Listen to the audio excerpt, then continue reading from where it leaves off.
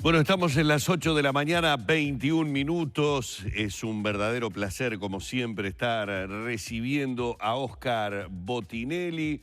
Bueno, para analizar los últimos datos presentados por la encuesta Factum, que dejó tal vez, y yo diría que sin tal vez, el dato más importante de las internas, creo que desde que se ha comenzado a realizar las encuestas. ¿Por qué? Porque finalmente, en la encuesta de Factum, Juan Sartori, dentro del Partido Nacional, supera en intención de voto y por 4 puntos al doctor Jorge Larrañaga. Primero, la bienvenida para Óscar Botinelli. Un placer nuevamente tenerlo aquí en la mañana. Igualmente para mí, con todos ustedes. Buen día, Óscar. Un gran gusto. Óscar, yo decía, desde que se iniciaron las encuestas, que más o menos uno, según el corazoncito que tuviera, podía suponer que dentro de cada partido cuáles eran los lugares, los puestos que se iban ubicando más o menos en el podio, por olfato, por cómo venían pesando los nombres. Creo que esto es lo más sorpresivo que hemos tenido, dado el crecimiento que Sartori ha tenido de 0 a este porcentaje que aparece en la última encuesta de Factum. Bueno, lo que pasa es que, digamos, tuvimos en esta campaña 2 sorpresas. La primera, estoy hablando en un año, ¿no? La aparición de Sanguinetti, que cambia el lugar del Partido Colorado y lo que uno podía ver como interna del Partido Colorado. Y en el Partido Nacional, la aparición de Sartori. Es el primer caso de una figura que no tenía antecedentes, que aterriza de candidato presidencial. Y aterriza sobre todo sin haber sido llamado por grupos importantes, porque digo, no puede decir en esa situación voy a estar el general Gestido, el general Sereñi, el general Agarrondo, el doctor Gallinal Heber, pero eran grupos políticos que decían vamos a buscar un candidato. Acá es el candidato que él se presenta o apoyado en grupos de menor perfil. Y esto cambió completamente la interna del Partido Nacional. En diciembre Sartori recién aparecía, en la última encuesta del año nuestra no figuraba, la habíamos hecho antes de que él hiciera la aparición. En febrero arranca con el 13% del Partido Nacional y después subió al 21%, ahora al 23%, y bueno, sobrepasa, por lo menos ahora, en este momento, vamos a hacer consideraciones de largo plazo, pero lo pasa a Larrañaga, que cae, pero cae quedándose al mismo nivel que estaba en febrero, es decir, lo que habría que ver si tuvo un repunte en marzo, producto de la campaña plebiscitaria, del vivir sin miedo, y luego vuelve a su lugar, o hay otros movimientos internos, porque también recupera la calle Pou, que había caído el 44, y sube, no al nivel que estaba, pero al 50%. Pero coincide eso con un lanzamiento de campaña de la calle Pou y mayor visibilidad, ¿no? Desde aquel... Yo creo que los movimientos obedecen más a corrientes subterráneas profundas que a los impactos puntuales. No en el caso de Sartori por ser nuevo. Claro. En los otros candidatos son cosas sedimentadas en los votantes de largo tiempo, ¿no? Igual ese primer puesto, perdón, Lore, igual ese primer lugar de la calle Pou parece consolidado en la interna. Bueno, dentro de lo previsible, ¿no? Si no hay sorpresas, uno le da la impresión de que está consolidado ese lugar. Siempre hay que dar lugar al imprevisto. Sí, sí. Mucho más en una interna con el Partido Nacional, que se caracteriza por haber tenido un gran imprevisto, como es la aparición de un candidato que no estaba en el horizonte, ¿no? ¿Y cuál es la característica de quien manifiesta que votaría a Sartori? Es decir, ¿qué pasó, qué hueco cumple o presenta o pretende llenar Sartori que bueno, ha tenido esta adhesión abrupta, por llamarla de alguna manera, por el corto tiempo de trayectoria política? Sí, a nosotros nos da la impresión, esto es con mucha prudencia, que hay un sector de la ciudadanía, del electorado uruguayo, que tiende a buscar algo diferente al elenco político clásico, que expresa cierto desgaste o lejanía o disgusto con los elencos políticos.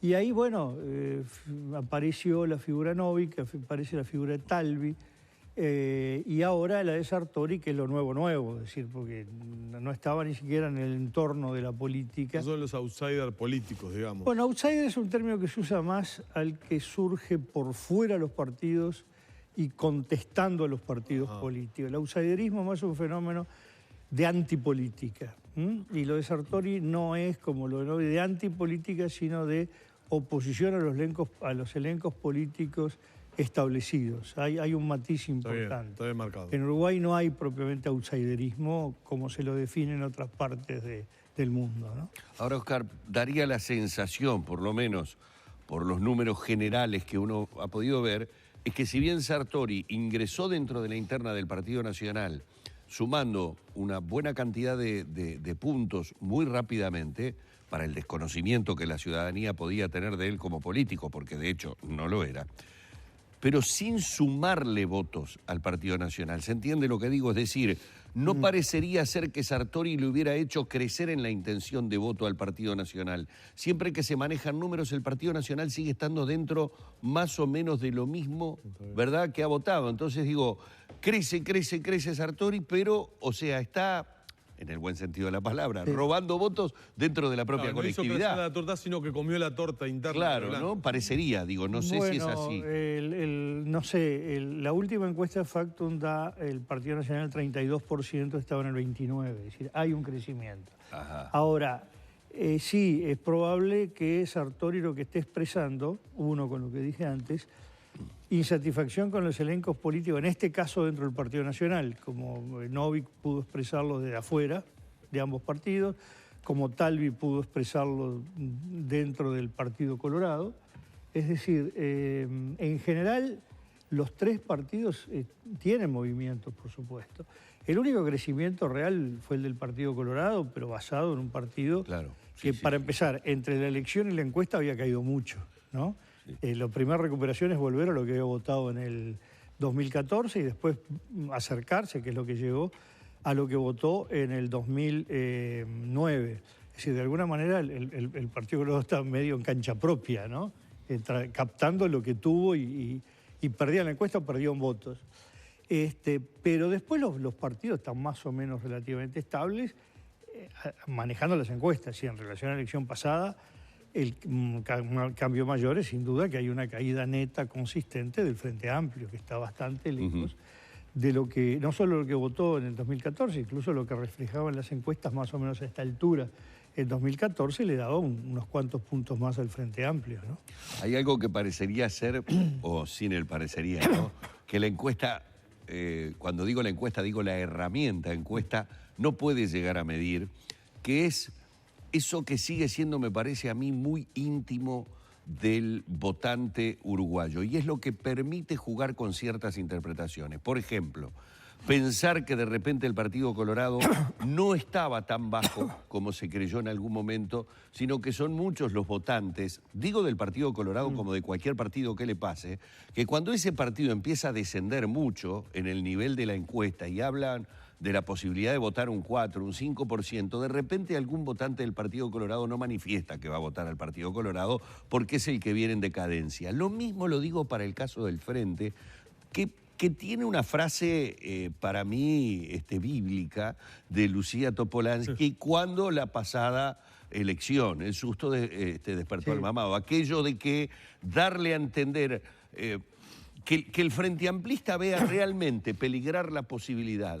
de un cuarto gobierno del Frente hace que de repente todos aquellos descontentos, todas aquellas cosas que hoy puede estar manifestando, diciendo que sí, la verdad, no fue lo que dijimos, sí, pero yo no lo quiero a fulanito de presidente. Y ahí vuelve el voto y eso como que la encuesta todavía no tiene la posibilidad de afinarlo, bueno, ¿o sí? Hablemos de varias cosas. Primero, lo que hay que tener cuidado en la encuesta es no manejarse con una única pregunta y respuesta a una única pregunta, y mucho menos si esa pregunta se hace en forma abierta.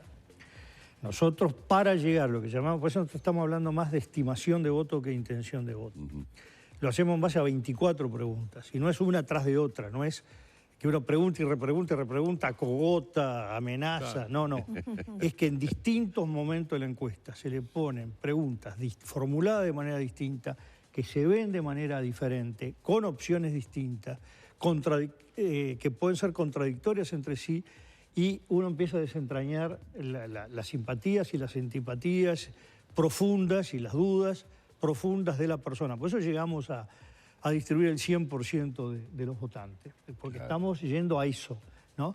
Lo que encontramos del Frente Amplio es un nivel de desconformidad mayor que el que hubo en la elección pasada. Si eso se termina manifestando en la dimensión de la elección pasada, parecería que no, en cuanto a que parece hoy se ven pérdidas netas del Frente Amplio, que hace que ya esté fuera de toda duda, incluso para las dirigencias del Frente Amplio, que no repite el 48%, que el 45% sería un resultado excepcionalmente bueno. Es decir, hay pérdida neta. Si la pérdida lo lleva al 45% más abajo, bueno, eso se verá. Eso se verá. Además, no nos olvidemos que después el 30 de junio, no solo porque se eligen los candidatos de los partidos, sino porque cambia el clima. Hoy los climas están muy internistas. Hoy cada vez más la preocupación de la gente, que la calle Pou, Sartori, Larrañaga, que Talvi, Sanguinetti, Amorín, que Daniel Martínez, cosas. El 1 de julio, los primeros días de julio es cuando arranca la carrera que la gente visualiza los partidos. Donde van a estar todos, porque hay una idea a veces primaria de decir, si fulano pierde, entonces su gente se va. El que pierda sigue, va a encabezar una lista de la Cámara de Senadores. Claro. ¿No? Claro, no es que se acaba todo el 30 de junio, claramente. Justamente a la interna, ¿no? El damero a la interna. No es que se acaba todo, porque todos son sectores del Partido Nacional, del Partido Colorado y del Frente Amplio que continúan hacia el 27 de octubre y continúan con opciones nítidas y claras. Entonces, ese es un factor también de retención que tienen los partidos. Por supuesto, a veces la candidatura genera disconformidades, pero eso yo lo atribuyo más el Partido Nacional, por ejemplo, está llevando una interna que no tiene la prolijidad de los otros partidos, mucha acusación interna, candidatos hablando uno mal del otro. El Partido Nacional esto lo tuvo en varias oportunidades en grados incluso extremos y le ha sido muy dañino. Es decir, cómo se desarrolla la campaña, el nivel de considerar que el otro que está dentro de su propio partido es la peste bubónica, destruye el partido. ¿Y cómo se manifiesta la noche de la elección? Si alguien dice yo de acá me borro, no quiero saber más nada, bueno, es una cosa. Si termina en un abrazo y hasta en la fórmula presidencial definida esa noche es otro extremo. Se ve un partido más sólido para gobernar o un partido diciendo cuidado con esto, ¿no? Entonces, ¿qué pase de aquí al 30 de junio? ¿Qué pase la noche del 30 de junio? ¿Qué pase los días siguientes? Diseña mucho el panorama hacia el 27 de octubre. Y tampoco nos parece conveniente hablar del balotaje, porque cómo se vote en octubre, cómo esté el Parlamento, hay mayoría o no hay mayoría, el que pierde la mayoría parlamentaria y sale primero, queda muy cerca o muy lejos de los 50 votos en diputados. Todo eso hace que se redibuje un escenario que a partir del 28 de octubre hace a la gente pensar, bueno, de aquí al 24 de noviembre, ¿qué hago? ¿No? Claro, y ahí cuando hablamos de los partidos, la diferencia que uno ha notado es que el Frente ha mostrado una unidad permanente, casi que no han marcado diferencias. De hecho, no he escuchado prácticamente ninguna crítica, salvo... A ver, tienen el mismo programa. Claro, pero salvo si nos ponemos a decir como crítica que fulano tuvo un matiz con respecto a determinada respuesta y el otro sobre el mismo tema tuvo un matiz diferente. Pero se han mostrado en ese sentido como más unidos. ¿Puede haber sorpresas en el frente o todo se encamina? Me parece difícil. Hay una cultura de unidad en el Frente Amplio, de tratar de que los matices se marquen lo menos posible. Hay, sí, matices personales importantes que tratan cada uno de marcar, pero esto que hacen actos conjuntos los cuatro. Bueno, lo del programa, sí, es verdad, y es una de las cosas contradictorias del Frente Amplio. Hay un programa aprobado por un congreso de 2.000 personas, elaborado durante meses. Y después vemos los candidatos presidenciales diciendo, yo haría tal cosa, yo propongo. Bueno, si hay un programa, el programa está ahí. Claro. Ningún candidato... Es que el programa o el Congreso está primero que los candidatos. Claro, entonces cuando los candidatos hablan como si ellos fueran a elaborar un programa, se saltean que el programa está hecho. El tema es que, claro, los candidatos del Frente, la medida que tienen un programa elaborado previamente, la medida que tienen un clima de unidad, por lo menos formal, pública, no importa, quedaron un poco acotados cómo hacer la campaña electoral, a base a currículo lo que hizo. Claro. Claro, ellos dicen que justamente cada uno le da su matiz, su impronta a ese programa y cambia el cómo de algunos aspectos. Bueno, en realidad uno mira a Daniel Martínez, a Carolina Cose, a Oscar Andrade y a Mario Vergara, son cuatro personalidades diferentes y uno se imagina que, siendo el programa el mismo, los estilos de gobierno La impronta sería distinta. claro, son distintos. Y las prioridades, porque se puede tener el mismo programa, pero puedo empezar por la A o empezar por la Exacto, Z. sí, sí. Digo, por decirlo de una forma... Claramente las prioridades se nota. Uno diría, Mario Vergara y Oscar Andrade Ahí expresan ahí puntos tenemos. matices muy fuertemente diferenciados. Es verdad. Entonces no debemos esperar sorpresas importantes en el frente. En una palabra, ¿estamos frente a una interna, se podría decir, de no mediar sorpresas importantes, hechos políticos de trascendencia? ¿Estamos en una interna que se definió como más o menos se olfateaba? Es decir, estoy hablando de los primeros lugares, que es lo que importa en definitiva. El doctor Luis Lacalle Pou, Partido Nacional, doctor Sanguinetti, Partido Colorado, y Daniel Martínez en Frente Amplio, ya casi podríamos decir que... Bueno, digamos lo siguiente, dentro de lo matemáticamente razonable, da la impresión que las diferencias de los tres, de uno en cada partido, son lo suficientemente grandes como para pensar que este es el escenario en que termina la elección. Es decir, Sanguinetti primero, bueno, Talvi segundo, Amorín aspira a disputarle el segundo lugar a Talvi, el Partido Nacional, Lacalle Pou, Sartori, Larrañaga, Antía, en el Frente Amplio, Daniel Martínez, Cose, Andrade, Vergara. La duda es si no hay algún movimiento raro, es decir, así como apareció Sartori, que al final, desde el punto de vista de la medición de encuesta, tiene 2 meses, casi 3. Los 2 meses que faltan, o casi 2 meses, 7 semanas y media, de repente es tiempo también grande como para que ahí se mueva la interna. Yo creo que el único cambio que podría darse en el Partido Nacional es... no veo una caída de Lacalle Pou para que termine en un juego de A3, ¿no?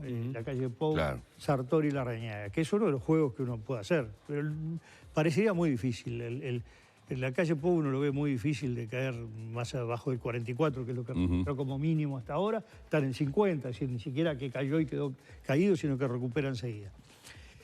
El tema es si la gente visualiza una polarización diciendo, bueno, si Sartori es el segundo y yo no quiero que sea Lacalle Pou, aunque estoy a favor de otro candidato, Claro, yo empujo hacia Sartori. Claro, yo lo veo... Podría darse, ¿no? Es decir, por lo menos Pero en hay la que teoría... juntar unos cuantos votos, ¿no? En la teoría juego Y vos, se puede dar Oscar, la polarización. Oh. No es lo que estamos viendo hoy. Pero va encaminado un poco hacia eso, porque digo, yo acá me desprendo de lo político y hablo de una cosa que es muy importante en la campaña política, que es lo que tiene que ver con la publicidad, el marketing, Bueno, lo que se refleja. Me termina quedando un partido, al decir de algún expresidente, muy cajetilla. O sea, el Partido Nacional... si consolida a Sartori este segundo lugar y hace pesar su grupo, por ejemplo, en el armado de la fórmula, está bravo. La polarización la veo por 2 puntos. La veo por la famosa polarización que alguien hizo ingresar hace algunos años en el Uruguay de izquierda y derecha y de pobres y ricos. Bueno, a ver... Hay una frase en la interna que es el que gana, gana.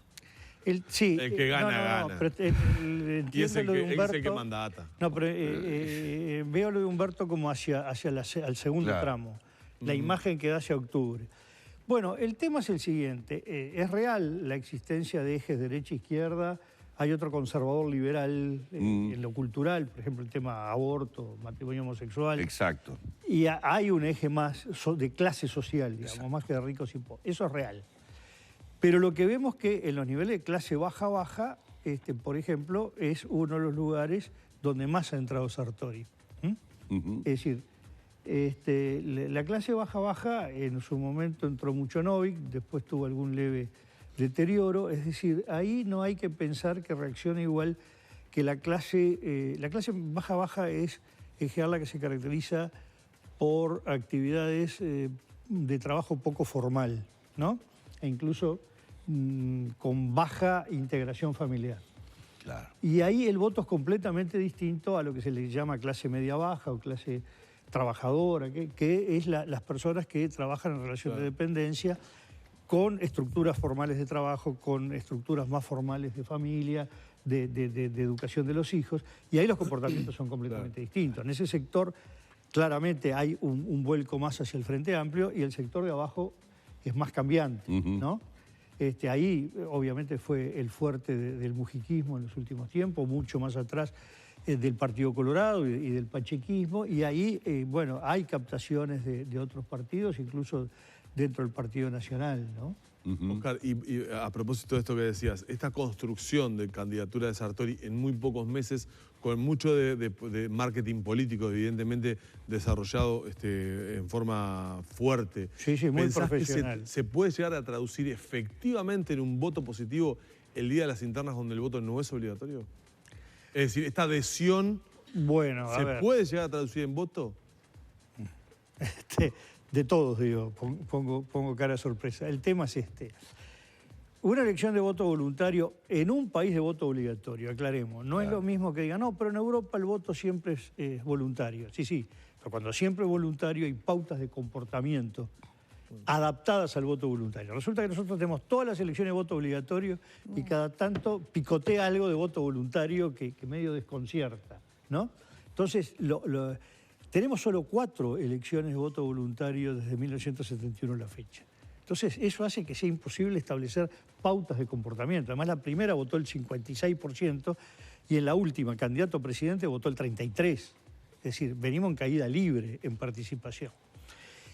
Y ahí hay 2 elementos claros. Uno es la motivación que puede provocar el candidato, la gente que va espontáneamente a votar y siente que un candidato lo motiva. En la interna es difícil votar en contra, salvo que sea un fanático, un partido. Yo no quiero que mi partido quede en manos de fulano. Más bien me entusiasma adhesión. Y voy porque me gusta, es una esperanza, o coincido con su programa, o va a ser lo que yo quiero que se haga para el país. Es decir, el tema motivación. Pero hay un segundo tema que es, llamémoslo convocatoria. La convocatoria es lograr que esa motivación se traduzca en el acto de ir. Claro. Y atención, no es que la gente después que decide ir empieza a pensar a quién vota. Hoy casi el 100% de los uruguayos saben que votarían. El que va a votar. Digo, sabe lo que va a votar. Además sabe el que va a votar el que no va. Porque no es lo mismo, pero atiéndame, yo pongo siempre el ejemplo de la gente que se ocupa el catering. Cuando organizan la comida para una fiesta, le dicen, mire, de los que le confirmaron, estamos hablando de una fiesta, son parientes, amigos, que es un compromiso faltar, de los que le confirmaron, contrate un 15, 20, algunos dicen hasta 25% menos porque le van a faltar. Y no falla. Uno hace una lista de 50 nomás, seguro que le van a faltar 8, 10, 12 de amigos, de familiares, de parientes. Es decir, no es que la gente miente decir voy. No, después hizo frío, le dolió la barriga, hay un asado, no tiene ganas, claro. Hace mucho frío, además le hacemos el 30 de junio, vaya. Sí. ¿No? Doble chiste, frío, probablemente, y comienzo de las vacaciones julio. El sábado, el día antes, o el viernes, como se quiera, empezaron las vacaciones julio. Mucha gente se va a ir. No le diga, no, quédate para votar y después andate. Bueno, entonces ahí hay un tema. Y ligado a esto, a la convocatoria, yo decía la convocatoria como voluntaria. Está la otra convocatoria, el tener aparatos políticos de caudillos o de servicios contratados, de automóviles, de personas que vayan, tener buenas bases de datos. Hoy el trabajar con los Big Data, es decir, la acumulación de datos, el tener mapeado el territorio. Que los nuevos candidatos como Sartori, que tienen muy organizado... Te pongo el autito en la puerta y sé que me vas a votar, te llevo y te traigo. Que vienen haciendo un trabajo de rastrillaje de posibles seguidores, sí. podrían correr con ventaja porque cuentan con ese aparato. A ver... Que no es el del caudillaje, sino el de facilitar, acompañar. Equilibra, digamos, equilibra. Puede después ser mayor o peor. Uno es el tradicional, el referente barrio, el caudillito, que, bueno, conoce la gente, che, fulano, vení conmigo... conseguimos un auto, te llevo a votar. Y el otro, el que tiene identificado, pues no es cuestión de que cualquiera que pare un auto le diga suba, va a votar y vóteme a mí, no. No, es el que sabe que doña María, don José, fulanito y menganito votan. Es un voto potencial. Claro. Pero atiéndame, estamos en 2019. ¿Sabe cuándo se inventó el rastrillar casa por casa, e ir con el auto a levantar gente, a llevarla a votar? 1922, Luis Alberto de Herrera. Hace más de 100 años que se hace esto, no es un invento. No era el Big Data, que eran tarjetas que hacían, tomá estos 10, andá a buscar don fulano, don mengano, con la cachila, ¿no?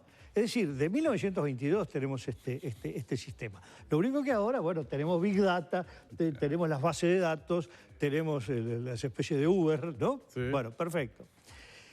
Y entonces, bueno, una buena organización donde se tiene detectado los simpatizantes, se tiene ubicado que esa gente a uno lo va a votar, tiene un servicio de gente que organiza muy bien. Le voy a poner una anécdota. En la elección de 1984, el famoso tema que hay en Montevideo de gente que vive por el este, por Carrasco, por Camino Maldonado, y vota en el Cerro o en Aduana y al revés. Hubo una logística que hizo el Frente Amplio, que la organización la armó el Toto Rossi, el actual ministro de Transporte y Obras Públicas, hombre del transporte. No, vinculado al transporte. Que hizo toda una logística de transporte, ¿no? Claro. Con bases de transferencia. Se llevaba a la gente de aquí a acá, en ese lugar, se bajaban todos para que no tuviera que ir un vehículo de Carrasco a la aduana, ahí otro los levantaba. Hizo una logística tipo transporte. Eso se puede hacer a voluntad, a militancia, o se puede hacer profesionalmente. Claro. La organización, los vehículos, los que recogen las personas. Lo que no se va, la idea que creer que alguien con organización levanta a cualquiera y con eso lleva votos y ese individuo vota solamente porque lo levantaron es un disparate. Es decir, a lo que se levanta es el que ya se sabe que va a votar. Es decir, el trabajo con convencimientos previos. Este es un trabajo de movilización o de motivación. La motivación implica que la gente va por su cuenta. La motivación. La movilización quiere decir que se le da los elementos para que pueda ir, por ejemplo, no, yo tengo un asado, perfecto, pero en 20 minutos, 30 minutos, te llevamos, te trajimos, no perdés el asado. No te perdés ni un chorizo. Claro, y votá. Nos deja pensando con esto, Óscar, a muchos nos deja pensando, porque han sido debates internos acá en la mesa de arriba, gente, con respecto a la logística y la posibilidad de llevar o traer. Óscar, muchísimas gracias. Un placer, como siempre, el poder tener estas charlas acá en la mañana. Óscar Botinelli, hoy seguramente, y en minutos creo que nada más, ya va a haber novedades con respecto al Frente Amplio por parte de FACTO. En Radio Uruguay a las 8:50 divulgamos la interna del Frente Amplio, porque hablamos recién del Partido Nacional porque la divulgamos la semana pasada. Bien. El viernes. Y mañana, miércoles, más o menos a la misma hora, en Radio Uruguay, se divulga la interna del Partido Colorado. Muy bien, hemos estado dialogando con Óscar Botinelli a propósito de, en este caso fundamentalmente, la encuesta del Partido Nacional. Estaremos atentos a los números que en minutos estarán surgiendo del Frente Amplio.